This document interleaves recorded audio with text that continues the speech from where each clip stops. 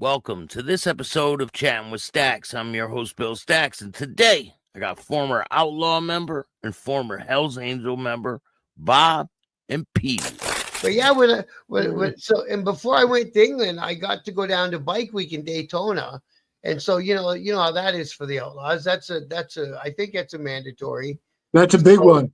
Yeah, so I got to meet all the leadership of my club in Daytona too. That was only 3 months I had my patch. That was really cool because that on your way out the door, the older members like, don't forget, no patch is bigger than yours. And actually, they were cool that way down there. That's how they treated everybody. Yeah, they treated everybody like an equal. Yeah, they always used to say Daytona was all outlaws. That was their gig. That was their thing. Yeah. And then Sturgis always was ours, right? Yeah. Yeah. So it was funny.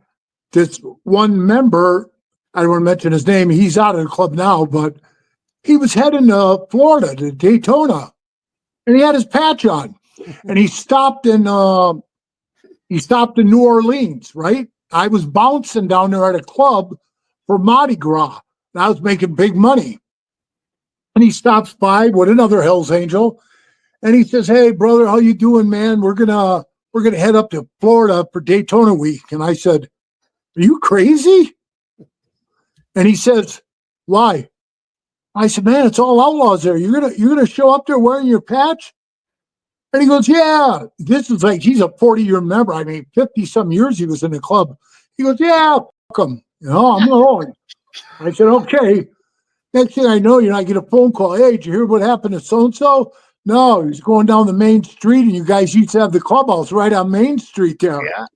Somebody ran right out there and hit him right with a pipe on the head. Boop. They did? Oh, yeah, they did. Yeah, and I said, "Hey, man, I told him that was going to happen." Didn't even wait.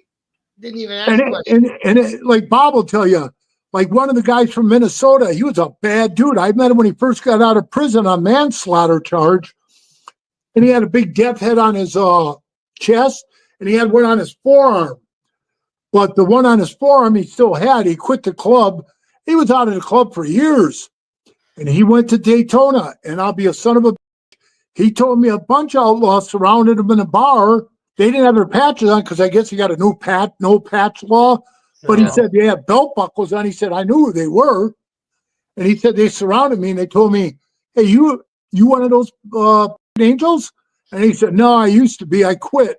And they said, "Well, hey, we're giving you a heads up, man. We don't let this fly here. We're giving you a break. Get the hell out of here." And they just told him to beat it. I mean, they could have gave him a good beating. They seen his tattoo.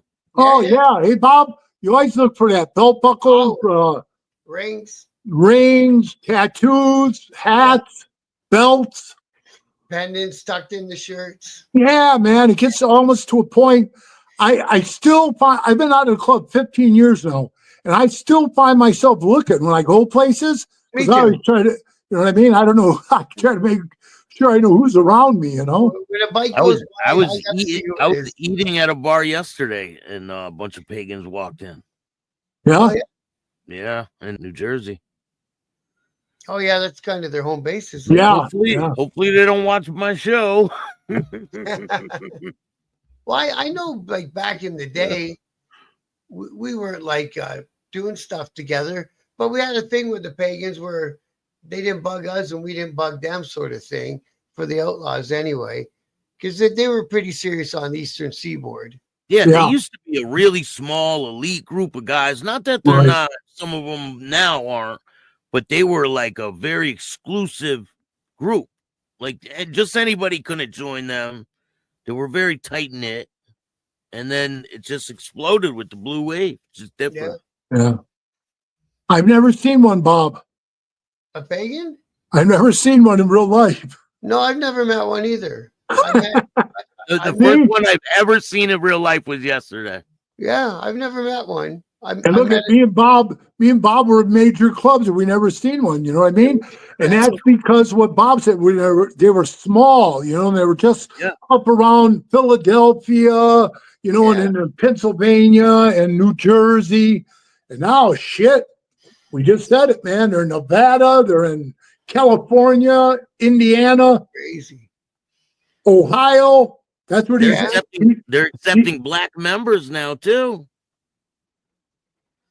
And I don't know. I remember when I was in the club, we had a few chapters in Ohio, but it seems to me that the Outlaws have either shrunk a bit or moved some shit around, because places I remember having chapters, I don't see them in the website anymore.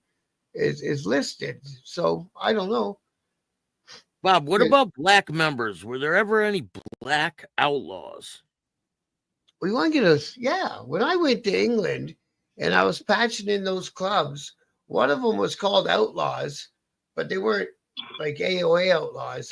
So they had a different back patch on, and their colors were leaning towards Bandito. So they were making up their mind whether to come with us or go with the Banditos. And they had like 6 or 7 chapters, one in Wales, 2 in Wales, and spread around England, but not in London, England. Like I say, they kind of when they heard I was there and I was staying, the guys in the States, they said, well, tell them to come back with a report whether they're ready or not.